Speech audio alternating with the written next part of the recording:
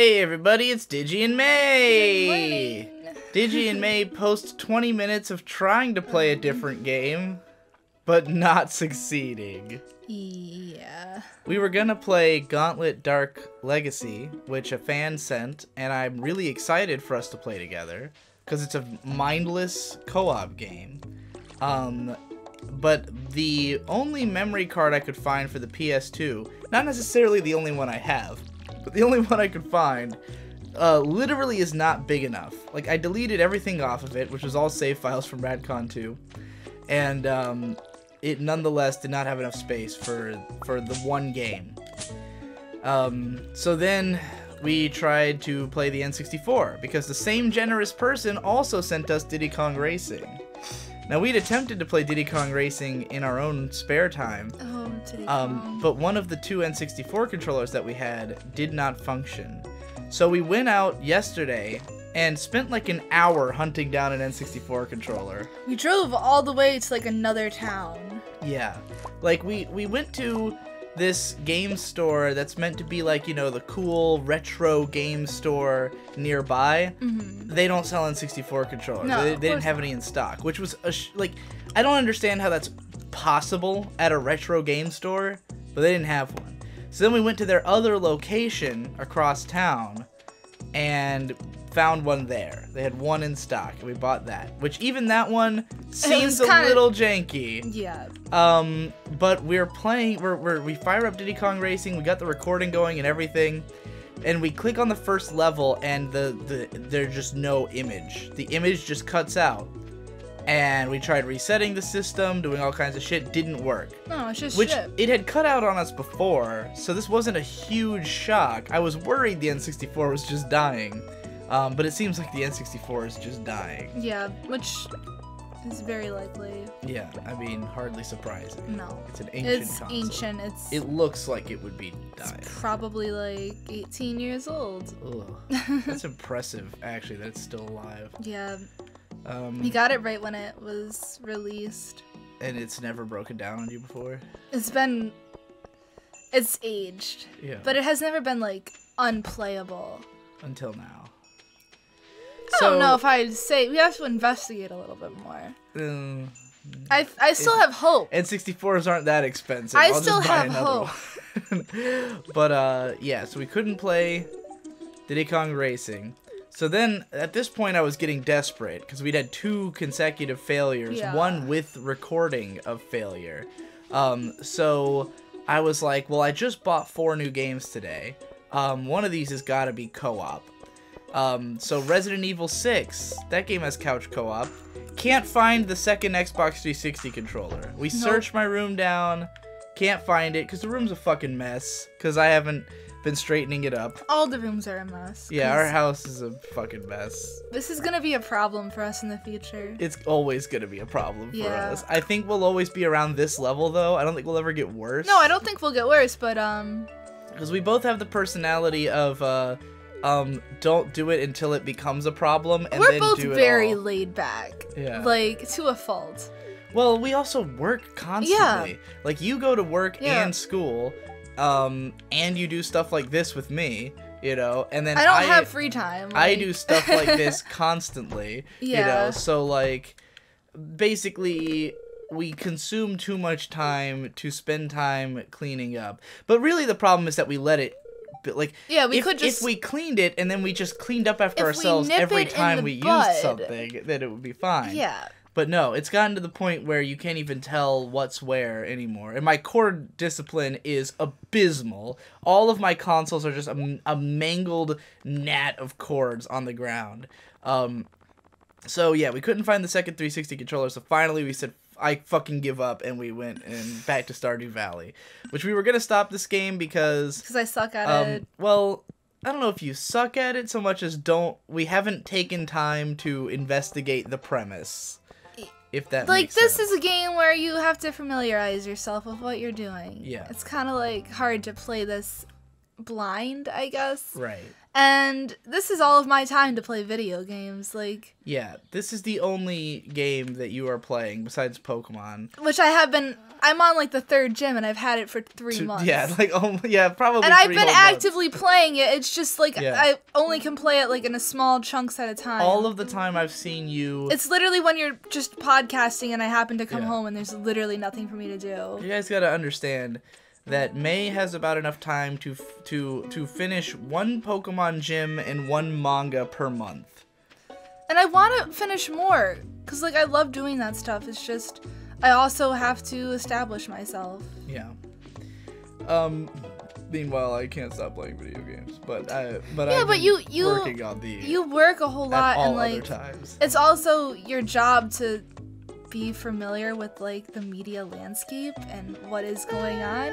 I mean, true. People like that's like the Devue's excuse to constantly watch anime. I don't even know what I'm doing. Which is Devue's approach to his job really cracks me up because I agree with him that, like, having seen more anime will be very helpful for his job.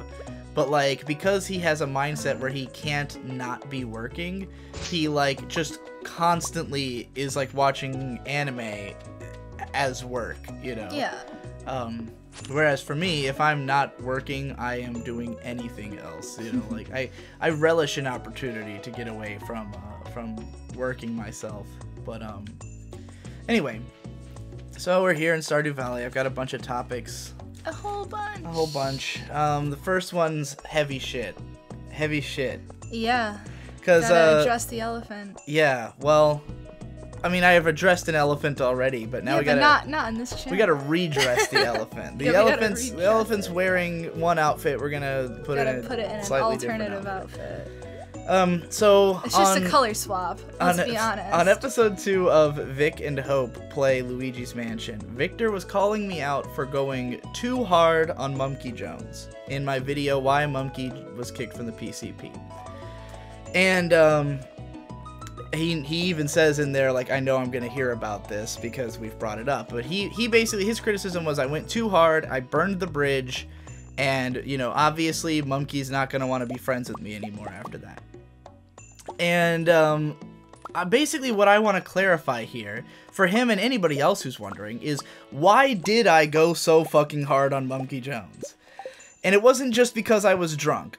I think I've said this before, but when I do, like, drunken videos, it's not that I go hard because I'm drunk, it's that I get drunk so I can go hard, you know? Yeah. Because I don't want to hold back. So I drink until I lose the inhibitions so that I can go as hard as I think I need to. You've been stewing over that, like, the whole entire day. Like, I've been stewing over Mumkey Jones for 8 months. This has been... That's okay. The entirety of why I came so hard in that video is because Mumkey's video offended me so much. Mumkey's video was really deeply enraging to me, and a big part of that is because he has this tactic that he uses of appearing calm and sensible. He has this tactic of trying to make himself seem like he's being perfectly reasonable, and it just is the way it is, and, like, it's no big deal to him. Nothing's ever a big deal to him. None of this internet shit is personal, as he says in that video and said to me and everybody else involved when this was happening. He kept insisting, none of it's personal. That way, he can get away with always looking like the guy who's on top of things. He always looks like the smart one who's being totally reasonable and fair. But he doesn't actually feel that way. He does not actually carry himself that way in the actions he does when he's not just presenting himself. And that video is completely made up of lies by omission. Mm-hmm. And here's why it was so enraging. Because he basically took 8 months worth of conflict, compressed it into 5 minutes worth of brushing things under the rug, and then acting like this came out of nowhere. Like, Jesse just showed up and said, hey guys, you need to kick out Mumkey so that I can come back. Which has never been the case. Jesse's never made that ultimatum. If anything, I made that ultimatum. Yeah. Because, so this the conflict of interest between the PCP and Mumkey Jones has always been there, because the PCP is the Commenter Rules podcast. It's like, people on the internet shouldn't treat you differently from people in real life. Like, this is something that we've been ranting about for forever, me and Jesse especially. And with Mumkey, our biggest fear of bringing him into the PCP, because the reason we brought him in is that we all discovered him, we all thought he was funny, we liked his videos, and he found out about each of us, and we all started collabing together. Yeah. Like, because his videos are made in a way that they easily can involve other people, all of us would find ourselves involved. We'd do a Let's Play here and there, like, Hippo was on some videos, me and Jesse were on some videos. So at some point, it became like, hey, everybody in the PCP likes Mumkey. Maybe we should bring him in. Because at this point, what we hadn't really... Like, for some reason, we still viewed the PCP as something that should have new members. And I think it's really because, for all of us, we mostly just talk to the PCP. We don't really communicate with people outside of it. So it was kind of like, if all of us are talking to Mumkey anyways, then why don't we just have him in here? In the place where we all are. The problem with doing that is that if one person develops a problem with Mumkey Jones, that becomes a problem for everybody. If he had never been in the PCP and him and Jesse had beef, then who cares? Jesse just doesn't have to be a part of that. Mumkey and Jesse just don't talk, and it never escalates beyond that, And the bigger problem was the association, that being associated with Mumkey brought his fans to become our fans. And because of the way Mumkey treats his fans and the way that he interacts with them, it brought in people who see things differently from the way the rest of us do. Like, we have a carefully cultivated culture in the PCP of, like, again, commenter rules and, like, sort of telling our fans, like, what kind of interactions we appreciate and how we want things to go. Mumkey treats his fans very differently, so when they start following us, they're gonna act the way that Mumkey thinks is accessible or acceptable, which the rest of us don't, you know? So these things were recognized immediately. In fact, we hesitated on bringing him into the PCP for a long time. And he kind of got thrown in because we invited Munchie as well. Because, like, Munchie we always wanted to be in. And we had kind of, like, had an understanding that when Munchie finished a comic, the Investigator comic, he would join the PCP. But since he was flying out to RadCon 2 anyways, we basically saw it like, look, I mean, if you're coming to RadCon, you're basically in the group. We all want you in the group. We all have been friends with Munchie for a long time. He's gotten... as he's gotten older, he's gotten a lot more, like, easy to talk to and stuff, and we were like, yeah, he's perfectly fine. And then it was kind of like, well, why don't we just throw in... Huh? Over here, it's bubbling. I don't know, throw a line out there, see if you can catch a fish. I don't know if your line can go that far. Nearly that far. No. But yeah, like... So basically it was like, hey, we're talking to these guys all the time anyways, let's throw them both into the group. And remember, Jeff was still around at this time. Like, we hadn't yet decided that, like, the PCP should not be a group that includes new members, So we brought them in, and again, the concerns were there from the start about Mumkey and how he handles his fan base, and I think that we just kind of had it in our heads that he would change his mind. Like, that he would, through being around us, change the way he interacts, or just, like, be different on the PCP than he is on his channel. But those things didn't happen. And instead what happened is his fans started following us. They slowly ruined the comment section. They quickly ruined the PCP fan Discord. Yep. They quickly started trolling us, like, and these people who are close to Mumkey, like the people he considers his friends, that he collaborates with, that he's worked closely with, are the ones who were trolling us, And we made it clear to him that this made us uncomfortable the whole time. The thing is that the PCP are a lot of very principled people who are very based around, like logic and fairness and stuff like that, Especially, like, Nate and Ben, very principled, more so than emotional in how they do things, If Mumkey hasn't done something wrong, then how can we hold him accountable? He didn't do any trolling. He just associates with trolls. But the fact of the matter is that we wouldn't be having the trolls if not for him being there. You know, like, there weren't trolls before, now there are. And they're only there because we associate with him. And anyone who associates with him gets this treatment. You know, you can look outside the PCP, look at Psy, you know, look at Clegg. You know, these guys get fucking roasted because they're associated with Mumkey. So, like, this toxic influence that he has on our audience has always been apparent, and it's always been a problem, and everybody's always had a problem with it. And we kind of, you know, he slowly started, like, disassociating with those people more and more because he wanted to stay in the PCP. You know, he wanted it to be, he wanted to be a part of the group because the group started making money, and so it was a good idea to be a part of the group, you know? But, like, the problems with Jesse had really come to a head, like, midway through the year. And the thing about it, and why I had to come so hard, is that we were all quiet about this for Jesse's sake. Because Jesse was afraid that if we came out about all this trolling, and we, you know, we made, like, a big public statement, it would make things worse. That the trolls would intensify their abuse, that more people would get involved, that Jesse would be painted as the villain for, you know, just feeling, not wanting to be fucked with. Yeah, for having human feelings. Yeah, exactly. I feel like that's pretty reasonable. Yeah. You can't, and even if other people see it like, well, you know, I wouldn't react that way. Yeah, well, you're not Jesse, you know, you're not him, and you can't judge somebody else's feelings based on your feelings, you know? You don't know what he's been through. You don't know what his life is like and what he can and can't put up with, you know? Apparently, by the way, that is not a chest, but how you sell stuff. I've known that. Oh. Well, that's what people were commenting. Put my fish and shit in there so I can get money. I see. Why'd you put all that algae and rocks in there? Because why do I want it? Oh, I don't know. Does anybody buy it? I don't know. I just want it out of my inventory. Oh, I guess they do. It looks like you gained 61 gold from that. Yeah, see? Oh. Like, I knew that. Well, why were they telling us that? Because I suck at this game, so they think that everything that I do is wrong. Or that I'm just assuming that I'm playing... I don't know. Anywho. So, yeah. So, you know, we were trying not to make any statements about this for Jesse's sake.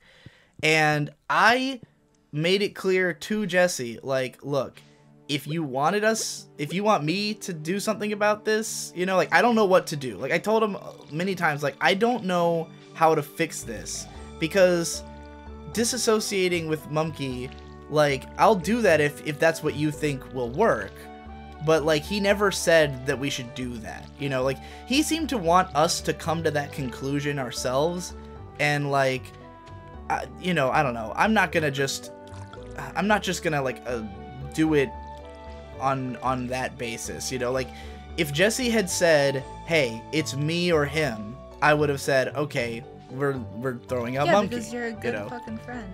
Right, but what he continually insisted was, you know, I think, you know, if everybody else is not gonna stick up for me, and I'm the one who's, you know, being emotional, I'll just leave. You know, and, like, he had other problems besides that. You know, he had other problems, you know, with the PCP and with the internet in general. And I thought the healthiest thing for him would be to just get off the internet for a while, you know? I was in the middle of doing that because I was on my trip, you know? And so I was like, you should just leave the internet and we'll see if this all blows over and if we can, you know, if you can eventually work with Mumkey again. But as time went on, Mumkey still didn't put distance between himself and these people. He still associates with trolls, and that's understandable because that's, like, his style of humor. I don't think any of this is, like, Mumkey's fault per se. It's our fault for inviting Mumkey into the PCP. Like, we should have known that this would cause these problems. We should have known that, like, his style of comedy and, like, his style of interaction with people doesn't coincide with what we do and is gonna cause problems, you know? And it was starting to cause problems for me now, too. So, like, I also have a dog in this game, and I've been trying to put distance between me and Mumkey. Like, that's why I was ending ISMA, you know? It was partly because I thought the joke wouldn't stay funny forever, but it was still funny.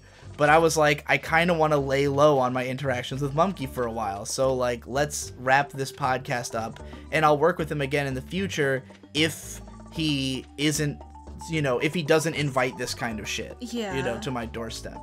So, you know, that's sort of the real reason I kind of was, you know, hoping to end that podcast, and, you know, and my involvement with him for a little while. And you'll also notice I disappeared from the PCP for a few months after Jesse left, because it was kind of uncomfortable being there.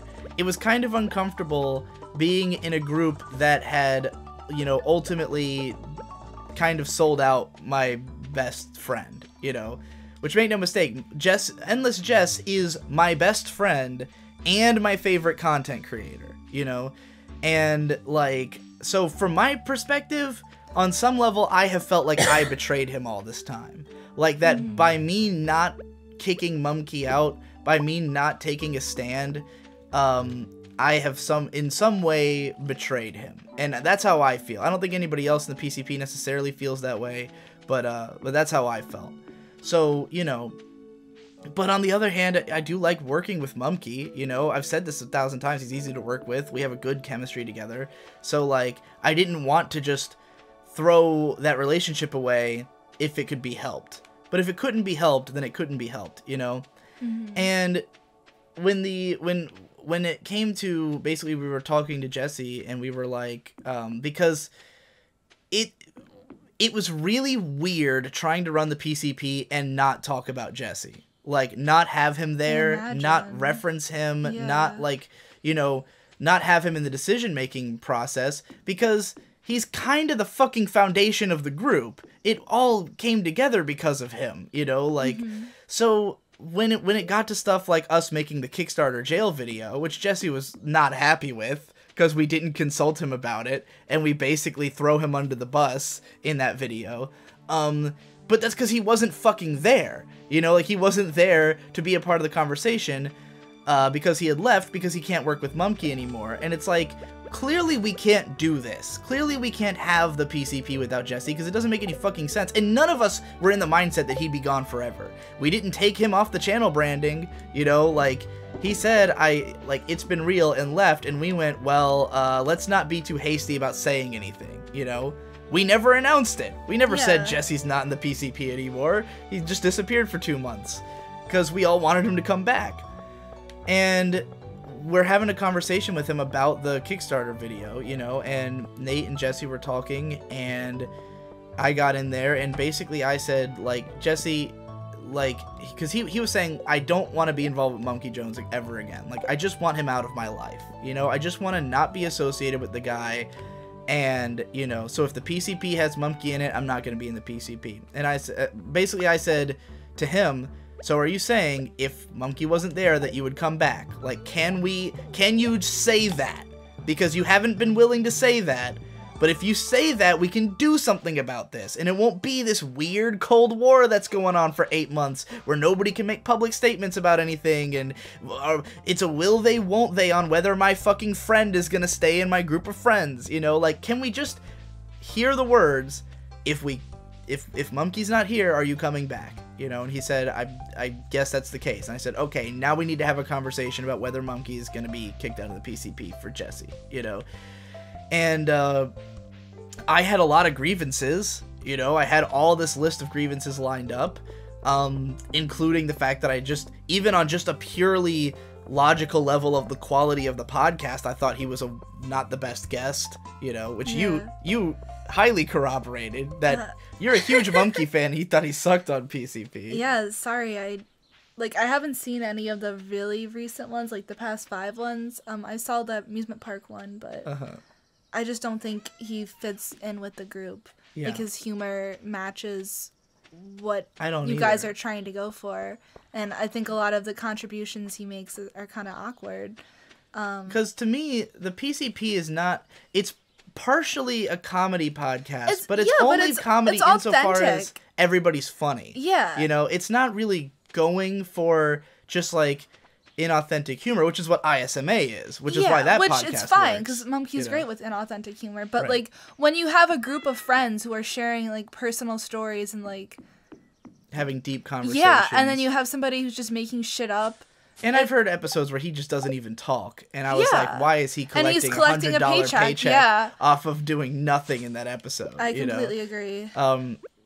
So yeah, it was just like, I had a lot of grievances. And so when Mumkey put out his video trying to say that it was just Jesse that wanted him out, you know, like, first of all, that's not true. You know, like, yeah. I've been vocal about having problems with him from the beginning. I didn't outright want to kick him out if we could do something about it. But if these problems aren't going away, then eventually something has to be done.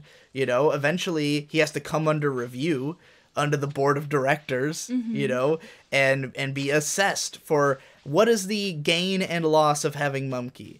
The gain is you've got a guy who shows up every week, if he's allowed. The loss is that you lose a better co-host who will also show up every week because he needs the money. You have, you know, a guy who's not really contributing that much in terms of the actual, you know, content. Yeah. You invite shitty fans who you don't want around. Yeah. You know, and like, yeah, those are like the negative consequences, and I felt like they outweighed the positive, you know. And so I wanted to make sure that every reason was clear because Mumkey had presented it as though there were not other reasons. That it was just that Jesse came back and said, kick him out and I'll come back. And we all went, okay, Jesse, we'll do whatever you say, you know, when that was not the case. So yeah, it was just that level of misrepresentation. And then there's also the inauthenticness about how he constantly insists that none of it is personal to him and how none of it's a big deal and like, oh, it's just, you know, it's just internet stuff. It's just whatever. Like, it's not a big deal, guys. It's not a big deal. Even though it so clearly is a big deal to him that he was clearly upset because, first of all, he was not even actually kicked from the PCP. Like nobody ever hit the kick button on him. We voted that he would be kicked out, and when he found that out, he just left out of anger. You know, like, as soon as he heard the results, he got pissed off and kicked himself, and then he immediately put out a video about it without trying to get any kind of story together with everybody else, you know, with no sense of professionalism, because he just threw us all under the bus, basically. He just said, oh, they just kicked me for no reason, and it's all Jesse's fault, you know, that's basically what his statement was. Yeah. So, you know, as if he had never done anything, as if none of it was his fault at all, as if his attitude isn't why Jesse left. It had nothing to do, really, with, like, the trolling itself is part of the problem, but it's Mumkey's attitude about the trolling that is what essentially, you know, made Jesse hate him. So, you know, you can't just come out with a statement that makes yourself look like the good guy and then, like, expect that to be the end. You know, like, his attitude about it was like, oh, I don't want any of this to be under wraps. I want everybody to know exactly why. And it's like, yeah, but you could have at least fucking, like, I don't know, had some kind of consultation about, like, what the message is going to be. Because if you're going to misrepresent what happened, I'm going to come down your fucking throat about it, you know? Because immediately after his video came out, I went into my Patreon Discord, and it was a bunch of people going, oh, they kicked out Mumkey? That seems unreasonable. Oh, is it just because, like, oh, who do I like more in the PC? And I was like, okay, this is a problem. This is a huge problem that he's made himself look like a fucking angel because he talks so calm. None of it really matters to him. He's just telling you the facts about what happened, but it's no big deal. I don't take it personally, you know, so this should be the end of the conversation. That's how he makes it sound. Like, oh, there's nothing else to say because I don't care. He's like, trying of course. to make it seem like Jesse was being completely unreasonable and being a baby, and that is his fault. None of which is the case. No, none of that's true. And then, like, you know, and I look at the PCP Discord, same story, so I'm like, I need to make sure that he doesn't have control of this narrative. Because the longer that people think this is all there is to it, the more like, if we wait to put out a statement, it's gonna look like we're trying to damage control. You know, it's gonna if we wait for the statement, it's gonna look like we had something to hide, or like we, you know, didn't know what to say or something like that. And I just wanted it to be immediately evident to everyone that there was another story that wasn't being told, and that it was the true story. You know, that Mumkey story was full of shit because he left out all of the important details. He left out every detail that mattered in the story. And so we need the entire story.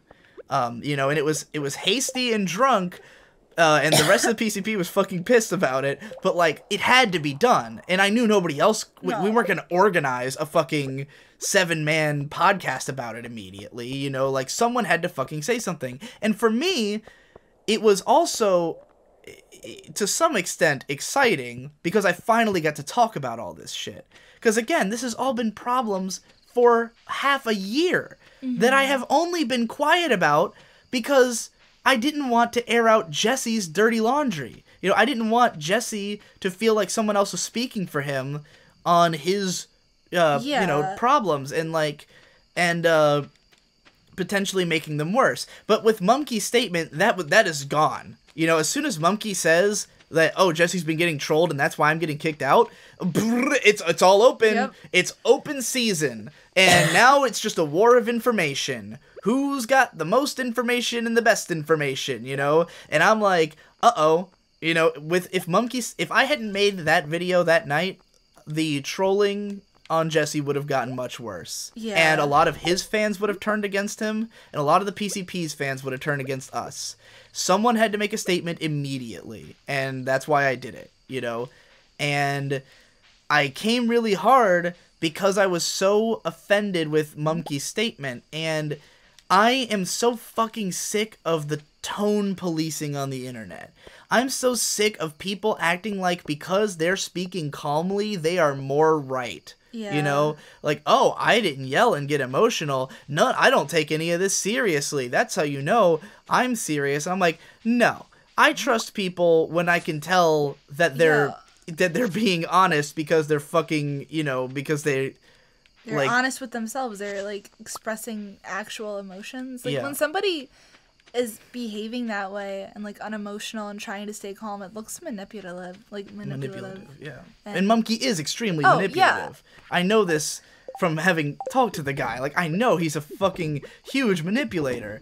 So like, yeah, to me it was just like I can't let this be the message. And you know, I was already planning to put distance between me and Mumkey anyways, and like the way I saw it, if he really is not taking it seriously and none of it's a big deal and it's just, oh, this internet shit, I don't take it personally, then you can handle this criticism. Because he does this to people in all of his videos. All of his videos are just harsh criticisms of people, you know, like making fun of some YouTuber who just made a dumb video, you know, like if he can dish it out, but he can't take it, and this has always been the case, like, again, the arguments in the PCP have been going forever. That's mainly what the PCP is people fighting. Like, I know people view us as a group of friends, and we are good friends, but most of what we do is fight. Most of what we do is argue incessantly and get really fucking heated about stuff. And Mumkey's, you know, like, arguing with him is always like this. It's always the fucking same. He always takes this position of trying to high road you, that he doesn't take it seriously and it's no big deal, but then getting really emotional and really fucking salty, you know? Like, there was one time that, like, early on, him and Jesse were really calling each other a lot of bad things. Like, they were really hitting each other really hard. And Mumkey would always insist that he doesn't take it seriously, but then he would bring up the things that Jesse had called him over and over again, and be like, oh, why am I supposed to be nice to you when you said this to me? And it's like, I thought you didn't take that personally, Mumkey, so where the fuck are you on this, you know? If none of it's personal, then why is it so fucking personal, you know? So I put out my video, and I extend the olive branch in the video, like, hey, Mumkey, if you're not going to take all this seriously, we can, you know, we can still hang out.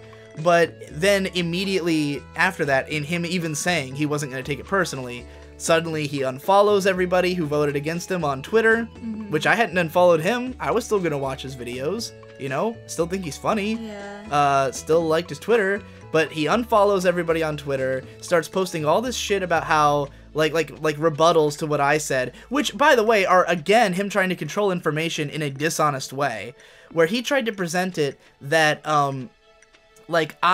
because he messaged me on Discord saying, you misunderstood what I said, I wasn't saying that you canceled ISMA, I just meant that it was canceled. And I said, that's not what you said, though. No. You didn't say that in the video.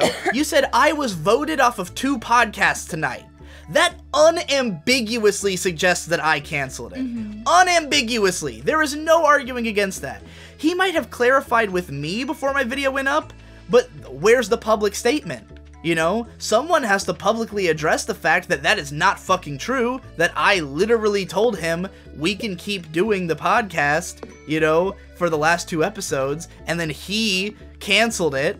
Like, where's the voting off of 2 podcasts? You know, voting off is something someone else does, you know? So, yeah, his misrepresentation of information is flagrant, and the fact that he would pull that shit on Twitter, I was like, all right, well, we're not doing it. We're not doing the last 2 ISMA because I don't want to work with you anymore. You know, that's what I told him. So, you know, again, I don't hate working with Mumkey Jones. I think he's good as a podcaster, and we have good chemistry. And, you know, maybe in the future, if he doesn't consider this bridge completely burned, maybe we could work together sometime. But I don't not if he's still doing the same style of fan interactions and stuff, you know, like, I just don't want my fan base to be associated with his. I don't want his fans, you know, like, I don't like the kind of interaction that he celebrates. Every video, he has comment of the week, and it's someone shitting on him, you know, like, that's what he thinks is funny, and I really don't celebrate shitty comments, you know, and shitty attitudes. You know, he'll have people make troll videos about him, and he'll host it on his own channel. And that's funny for him, but then he'll also host their troll videos about me or something, you know? So it's like, you know, not comfortable with it. Anyway, that was a long fucking rant. I did not expect that to go so long. Gotta get it out of your chest. Yeah. That's why I was so hard on Mumkey, because I felt he deserved it. And it's unfortunate that I look like an asshole because of the fact that, like Victor said, this felt like a blindside because he didn't know all this was going on. But this was going on for 8 months, and that's why I had to come so hard. If you had been, like, following the PCP, like, if you were ever on the PCP fan Discord, like the unofficial one, yeah, well, then you would have been aware of, like, yeah, at least some of what was going on. But, like, you know, for a lot of fans, this probably felt out of nowhere, and, like, I was just like, because, again, Mumkey looks calm, and I look like a raging asshole. But, like, this has been a problem for a really long time. Even for some of the members of the PCP, it felt like a blindside. Like Tom, who didn't really know about any of this because he just isn't in the PCP chat enough, you know, was like, I didn't know all this was going on. And I was like, well, you weren't paying attention because this has been a huge deal. And this has been so stressful for me for so long. Like, this is shit that keeps me up at night. You know, thinking about Jesse and if I could have done something to not make this happen to him. Because his life has been fucking ruined. Like, his life has been legitimately terrible for the last 6 months, you know? And we haven't been able to say anything about it. And it's like, well, if you're gonna bust the doors open, the doors are now open. And, yeah. Anyway, let's move on to something less fucking heavy. What the fuck does this even say? Where? This third one. I cannot read that. Oh. Yeah, the first... I don't think it's an L. Do you? What the fuck? It could be an L. OT? Hold on, let me stare at this from some other more angles. Is it old? No. Bag? Is the word bag in there? This is the worst writing I've ever seen. I feel like I could just remember this. It looks like it says otaku bag or something. Oh, otaku board. I'll address that one later. Okay. Oh my gosh. Here's a topic that we both wanted to talk about. Yeah? Feeling like a man or a woman. Oh, So yeah. this was another response to a Vic and Hope topic. Where did we already do this? No, we like Okay. had a mock conversation about it. All right. We never talked about it. So Victor and Hope talked about on their podcast that neither of them. Fuck is going on? Whoa, hell! Well, this is clearly a sign for us, May, about what we need to do. Smoke them trees. Yeah. Victor was saying how he doesn't really relate to traditional masculinity as he sees it, like what he sees the idea of being a man as, which to him is like a lumberjack, like a manly, masculine, like man, and he doesn't relate to that. And Hope was saying that she doesn't relate to the idea of being a woman because she sees women like she sees the idea of a woman as like a soccer mom, and neither of them relates to those ideas. So, yeah, they both don't like to think of themselves as man or woman. I feel like we're the opposite. Yeah. And I wanted to hear your thoughts on, like, first of all, what do you think of as a woman? Like, what is a woman to you? A woman is somebody, like, I like to look at it as more of, the fuck? What is the Confucianism? Like, there's the masculine and the feminine, and it kind of balances each other out. And, like, a woman doesn't have a specific role, but, like, in a relationship, there's, like, certain jobs, I guess. I don't really know what I'm saying. I don't know what you're saying either. What was funny to me about Victor and Hope's ideas of what a man and a woman is that they were so fucking specific. When really a man or a woman is just you have a dick or you don't, like, yeah, you know. I've never like thought of myself as being unwoman. Yeah. Like I'm not really a tomboy. I enjoy like makeup and like girly things, but I also enjoy like male centered hobbies. Let's make this easier for ourselves. When me and Victor were young. This was the funniest thing about this all to me, was that it's a flip-flop of what it was for me and Victor when we were younger. When we were, like, 14, I didn't want to be a man. I was like, I would rather be a woman. Like, I was fascinated with, like, transgender characters and stuff. I was fascinated with, like, everything I watched was shows full of girls, like, lots of, all the porn that was lesbian. I only liked women. No interest in manhood or manliness. Victor, meanwhile, was all about manliness. We would watch 300 all the time and quote it excessively. Gurren Lagann was his favorite anime. We literally used the word manly to mean good. Like, oh man, that was so manly. Like, that meant the same thing as awesome to us.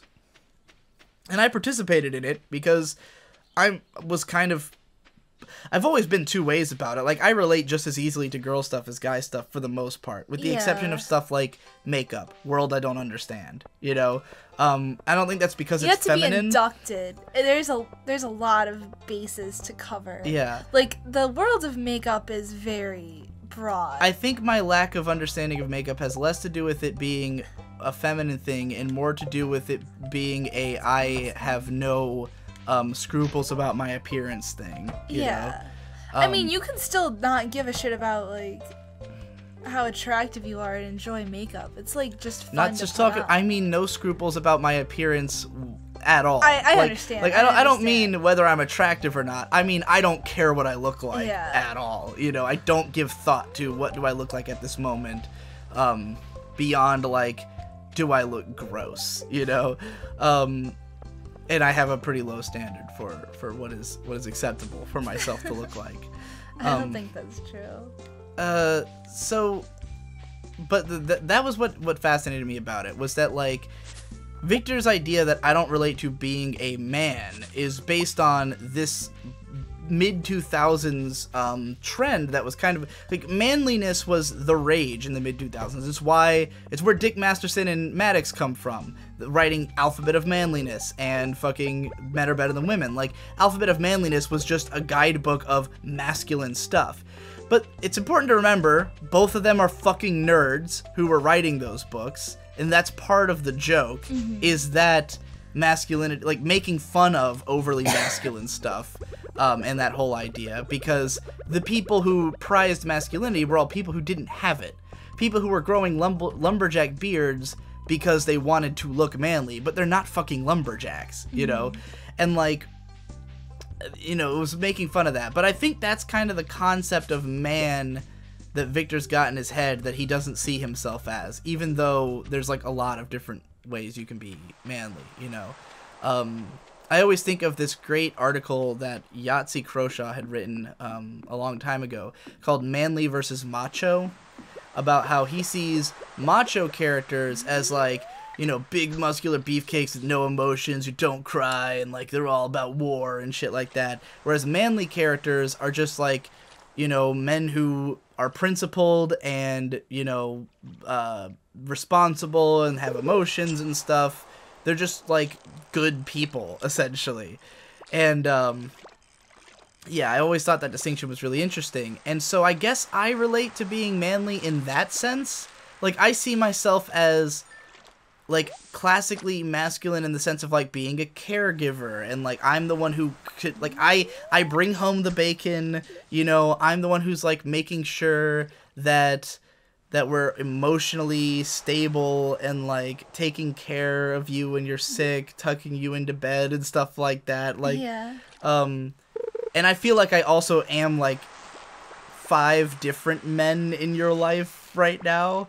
Like, Yeah, I mean, because you're the only person I really, yeah, like, talk to. in a lot of ways, we are both fulfilling like every classical gender role for one another. Like, I am every man that you would have in your life, like yeah, you're my dad, big brother, your dad, your fucking your boyfriend, you know, your guy friend. Yeah. And you're like my girlfriend, my girl who is a friend, my you know, my sister, my mom to some degree, you know, like we're both doing all the roles. And I think that we have very clear ideas of like what those roles we're doing are, of like when I am being that masculine character, you know? Yeah. And sometimes I'm even like being your gay friend, you know? Like if we're out shopping, I'm like, I'm not gonna be your bored boyfriend who's waiting around in the store like most guys are. I'm gonna be your ultra gay friend who wants to help you pick out cute clothes. Because that's another male role. Yeah. And I see that as a manly, like, I see gay dudes as like the manliest dudes. Because, first of all, gay dudes are usually super masculine because that's what they're attracted to. So they're often like, you know, like they might be into girly looking stuff, but like, gay dudes are pretty often like fucking, you know, represent like male emotions more, I would say. Like, I don't know. Like, listen to Cakes to Killa and tell me that dude ain't a man. You know, he's taking in my butt because you know I ain't a punk. Like, that's his lyrics, you know? Yeah. That shit's manly as fuck to me. So, yeah, I think I fulfill all those kinds of man roles. And so, now that I've said that, how would you approach, what makes you feel like a woman? Like, why... What makes me feel like a woman is being, like, more of an emotional support. Yeah. Like, somebody who provides emotional support and, like, more, not really nurturing, like, not raising you, but, like, making sure you look okay, making sure that you have, like, all your necessities covered, that you're, like, eating a well-balanced diet, and, like, you leave the house looking okay, and making sure you're organized and stuff. And also having, like, fun with you, too. I don't think you've ever told me that I looked terrible when we were going to leave the house. Why would I ever tell you that? Well, you said that you have to make sure Well, I I look mean, okay. like, if you look, like, dirty.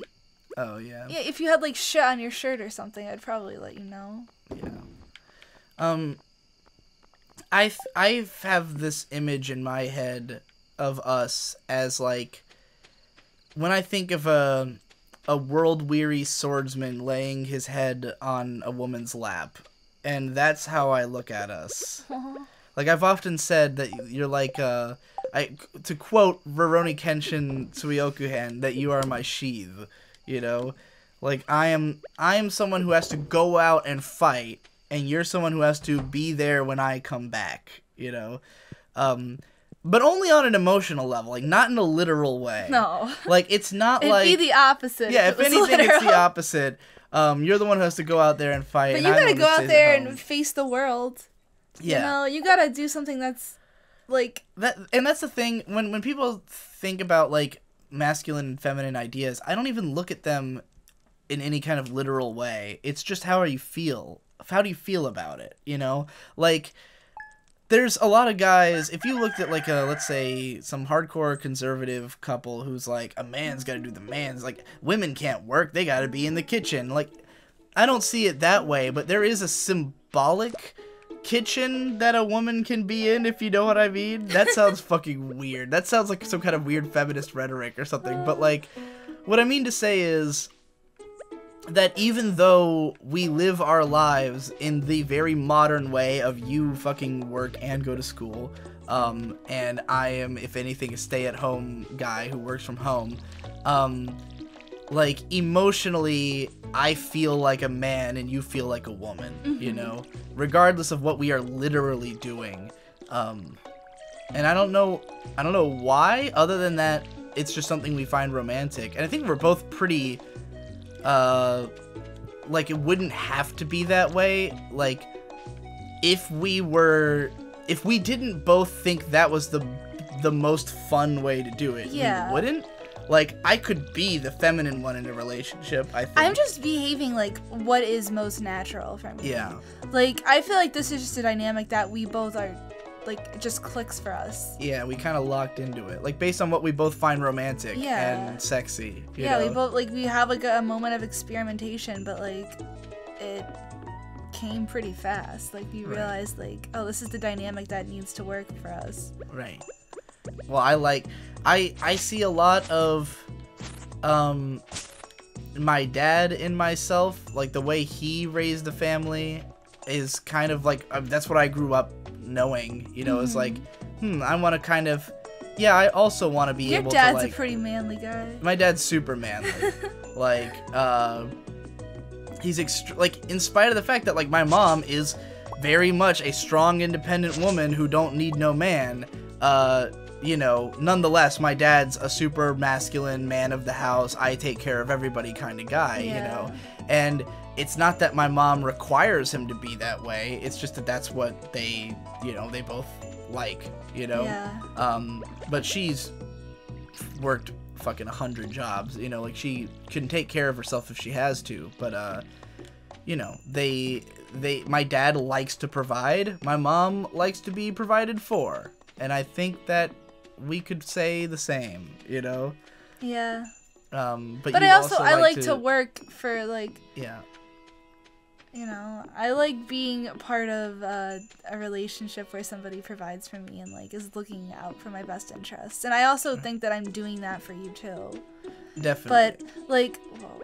I would say we have an extremely mutually beneficial relationship. Definitely. I am helping you to have space to, like, grow into your career, and I'm, like, really wondering how things are gonna be when we're a little bit older, because, like, I'm still at a point in my life where, like, I still need a father figure to, like, I'm still really immature, and, like, I spent a lot of years, like, fucking off and doing what I wanted to when I started college, and now I feel like I'm starting college again on, like, a new foot, and yeah, I still really appreciate having, like, somebody who I can look up to and ask for advice, but at the same time, like, feel like I'm still on the same level as them, and that they respect me too. Yeah, and I mean, I'm someone who likes to... I simultaneously like to feel like the smartest person in the room and give everybody advice and try to manage everyone's lives, while also not acting like I am the one in charge. Like, I don't like to be in charge. I just like to give suggestions on what everybody should do. I am a control freak. I like to be in charge. Which is funny, but it works between the two of us. Like kind of like if you look at the PCP, Nate is in charge, but like I have a lot of the ideas. You know, like a lot of what we do is based on like my observations and my like statistics and stuff like that. Like stuff that I'm suggesting, but I don't necessarily like take control and say like, oh, we're doing this. You know, I'm more like, hey, here's all my ideas. Now, what do you want to do? You know, so that's why I feel like we work well together. That you're looking for someone like you said who can be your equal. I'm not your boss. I'm not literally your dad telling you what to do, but I can give lots of great advice, you know? And I love that you're smart enough to take a lot of my advice or to like consider it, because I know some people who will repeatedly tell me I'm smarter than them but never do what I say, you know? So it's a nice dynamic. Anything else you want to say about that? About feeling like a woman? I don't know. I feel like a lot of people have like constructed ideas of what being a woman is, and that like it's sexist to say like, oh, I want to be provided for, but it's natural. Some people want to be provided for. You know, it's like kind of natural to feel that way. Yeah. And it like no matter how you feel, like if that's how you feel, that's natural. I don't think it's sexist to say. I don't think so. I don't think it's sexist to say that there are a lot of people who want to be provided for, and that a majority of those are women. And I don't think it's sexist to say those two things. No. Because I'm pretty sure they're both true. And it's not that women inherently want that. It's just that there's more women who want that. Yeah, and there's a lot of factors that lead to that, like biological, social, cultural. A lot of it's cultural and social. Like those are ideas that are implanted in our heads. That's how we see our parents. That's how, like, I mean, that's what the feminist argument kind of is like it's social, so we have to get rid of it. But it's not all social. There's also evolutionary reasons. And I mean, there's a reason why like that has been the way. Like that's the preferred way. Women are the only ones who are capable of having a child.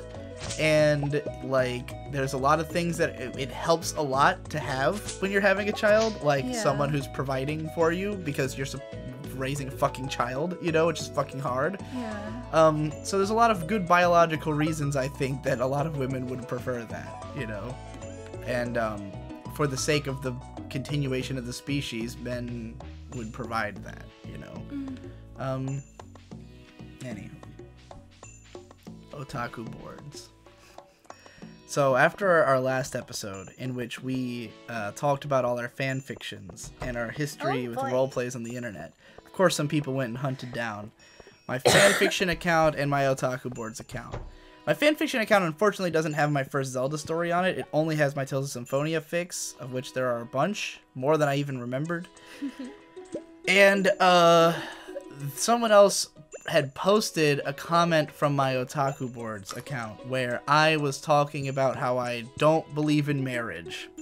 And it's like I saw that comment. A paragraph and a half of the most pretentious sounding paragraph in the world about why I think marriage doesn't need to exist. And someone was like, huh, you really changed your stance on marriage, huh? Yeah, because I was 16 and I didn't know what marriage was. You know, like, because I didn't know that you can't visit someone in the hospital unless you're married to them, you know, or that you get lots of, like, benefits from the government for being married and tax write-offs, and that, like, the legally binding contract has a lot of benefits for both of you in the long run. Didn't know all that. I was 16. Probably, maybe 15, whenever that... I couldn't have been older than 16 because I left otaku boards when I was 16. Sound like such huge gaps in age. Even though it's 1 year, I feel like a 15-year-old is so much different than a 16-year-old. Certainly for me, that would probably have been It was definitely true for me. But yeah, like, I was not on otaku boards past age, like, 16 or 17, so that's the latest it could possibly be. And, yeah, reading that paragraph was indicative of something. I already knew this, but it reminded me of why I have such a difficult time with teenagers. And it's because they're all me from 10 years ago. And I was when I was on otaku boards, I was one of the younger members. I was a teenager. Most of the people there were like in their late teens or early 20s, or even in their late 20s. I was one of the only like young teenagers.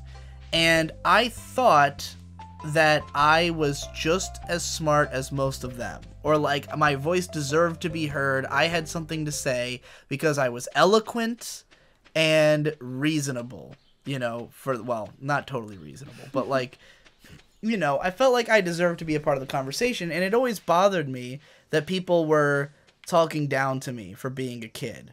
You know, like I hated that the older people were always ragging on me, for being like, you know, a 16-year-old or whatever. And I felt like they were always frustrated at teenagers in general.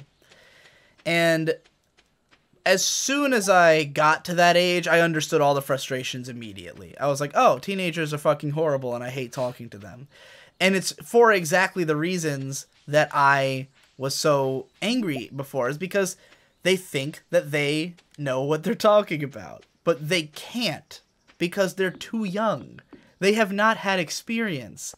They can phrase what they currently know eloquently, and they can justify their position, but their position is not thought through enough because they don't have enough information. Such as my rant about marriage. If you read it, I use a lot of big words. I use some very calm language. It's well worded. It is a well worded argument that is just incorrect. Because it is misinformed about what marriage is. And that's the problem, is that teenagers, they think that what they have to do is, like, sound right. When what they really need is to just learn, to shut up and learn. Mm-hmm. They need to stop asserting their opinions and just shut up and listen to older people so they can develop more well-reasoned opinions, you know? And as an adult, I mean, I still am doing the same thing. I still am shouting out my opinions as though I know what I'm talking about, but I'm a lot more hesitant unless I really feel like I know what I'm talking about, you know? I wouldn't share an opinion on marriage now unless I had done some research and, like, figured out my position on it. Which is why there's a lot of political opinions I won't share, because I'm like, well, I don't really know. Yeah. I'm smart enough now to know I don't know. Politics, too. Yeah. I used to be very political and, like, always... Same. Saying we things. were probably opposite politics too, because you were raised conservative and I was raised liberal, and in my household, like, a lot of things were really obvious to me before that now that I know more aren't so obvious. And this to this day is happening, because 2017 has been the year of red pills for Digi Bro. Where up until 2017, I was a very, very left-leaning individual, and now I'm, like, right in the middle. I do not agree with either side at all, and everything that they say, I question, and I raise an eyebrow at. And there's only a couple people, and I wanted to bring up some specific names. Here's some people that I can actually listen to about politics. On the left, a YouTuber called ContraPoints, a genderqueer individual who makes lots of videos about, like, the kinds of stuff that social justice warriors scream about, except instead of screaming about it, he's making reasonable points. I say he, I don't know, like, he's made a video basically saying, call me whatever. But man, he is one of the sexiest trans people I've ever seen. Like, awesome fashion sense, always wearing cool costumes. Yeah, really, really cool aesthetic ContraPoints has. But anyways, he is, like, yeah, again, like, saying the thing, like, agreeing in general with the approach of social justice warriors, but actually explaining things in a reasonable way without screaming and without saying that everyone who disagrees is wrong, which is the biggest fuck up that all the SJWs do, is that they just paint their enemies as monsters instead of trying to understand them. And ContraPoints even described himself as a, like, what was it, like a right whisperer or something? Like he's one of the only people, one of the only liberals who knows how to communicate with the right, because he treats them like fucking humans, you know? On the right, we've got Razor Fist. Razor Fist is a lot more abrasive, not as kind to the left. But he's really funny and really insightful, and everything he talks about comes from a place of empathy. It's not from a place of trying to out-logic everybody. And Dick Masterson is the same way. Now, Dick, I can't suggest as much as a politic guy because he doesn't really have any strictly political content. Like, every once in a while on the Dick Show, he goes on a huge political rant that totally opens my eyes about whatever he's talking about and makes me go, fuck, how did I not realize? But he's not generally political. But what's great about Dick and Razorfist is that they're never coming at it from a point of like, I've got more data than you. I know all the stats and figures, and this is why liberals don't know how to read data. No, they just explain it in a purely empathetic way. Because the biggest problem that the people on the left have with the people on the right is that they think that they're all monsters. That they all just, like, are racist and, just hate mongers.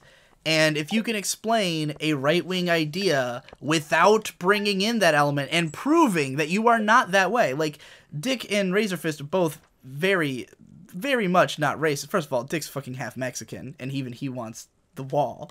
And Razorfist grew up in Arizona, and he's very close with that population. But like, these are two guys who can reason with you why something like Trump building a wall isn't just an insane, like, completely out of left field racist thing. Like, it has some logic behind it that makes sense when explained. Real talk.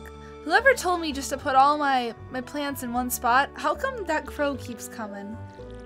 I don't know. Is it because they're all your shit? Yeah, he's eating my plants. Maybe you gotta put up a scarecrow or something. I haven't seen any opportunity to get a scarecrow yet. But to be honest, I've kind of gave up on the town. Oh, yeah. And have just been, farming. Doing my own shit. Farming it up. Fuck the people who live there. They can all fucking die. Yeah. I'm just gonna make money. They fucking rob you when you pass out in the street. Fuck them. So anyway, yeah, those are some right and left people you can follow. I totally forgot the premise of why I was talking about that, which was that, yeah, as a teenager, you think you know everything, or at least that you know enough to be in the conversation. But the reason, like, what I thought everybody was treating me like an asshole, just because I was young.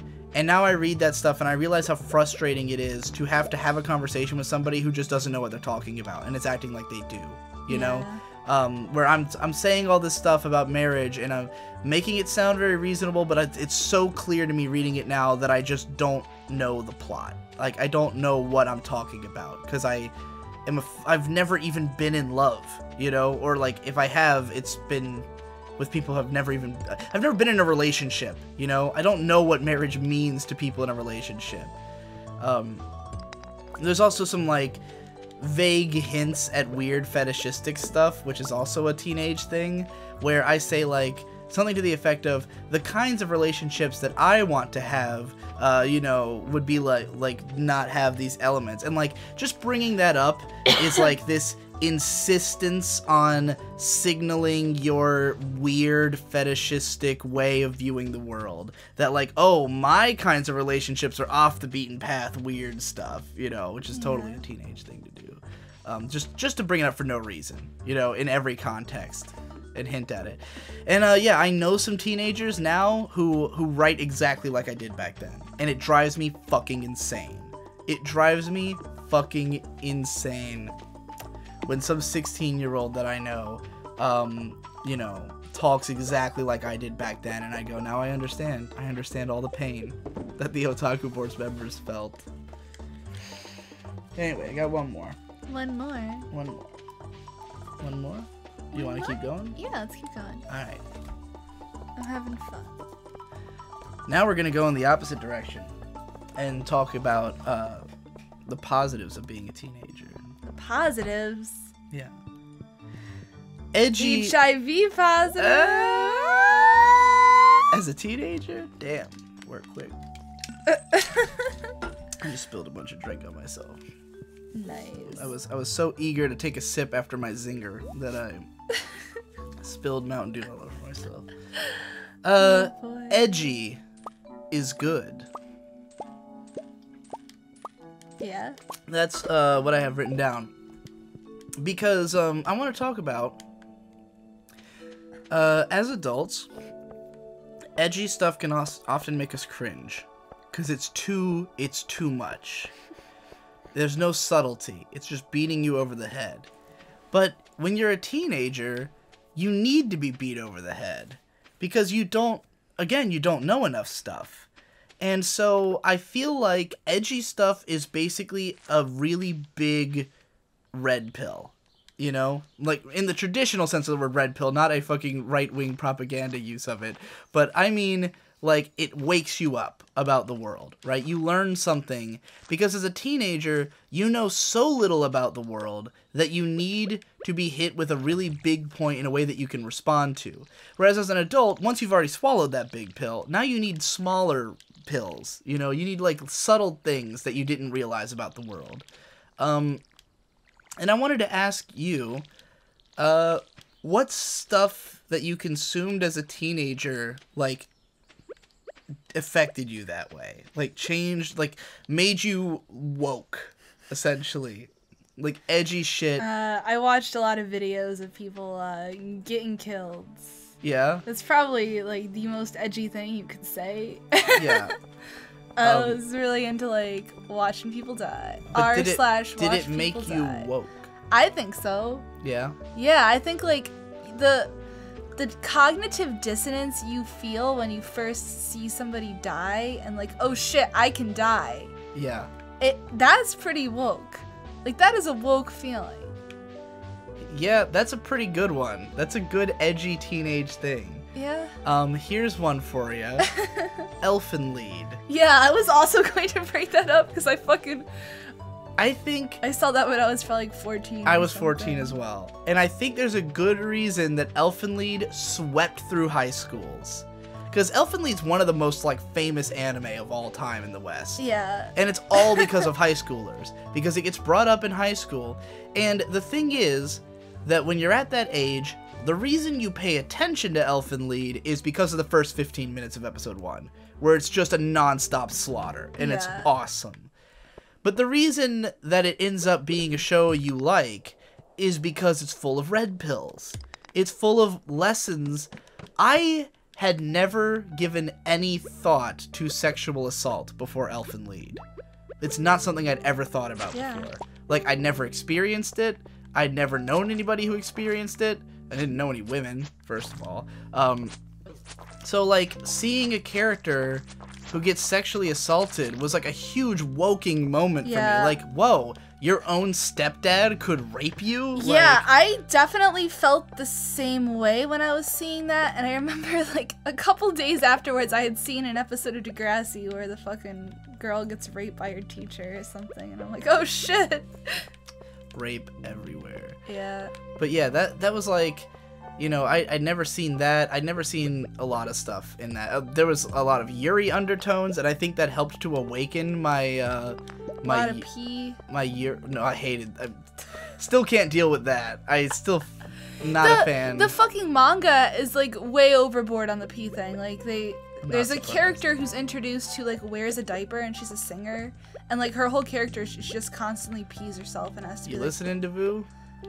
Yeah, Devu, you would love the Elfen Lied manga. Anyways, the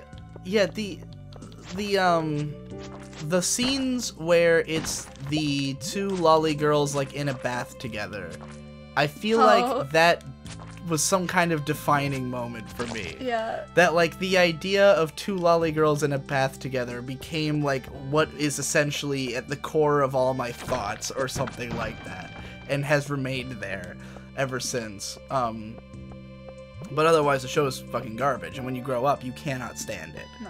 Like, as an adult, that show is absolutely intolerable, and I think most people feel that way. For sure. When they grow up and have to watch it again. I know some people hated it from the beginning, like Endless Jess. I don't know how old he was when he first saw it, but he was just too woke.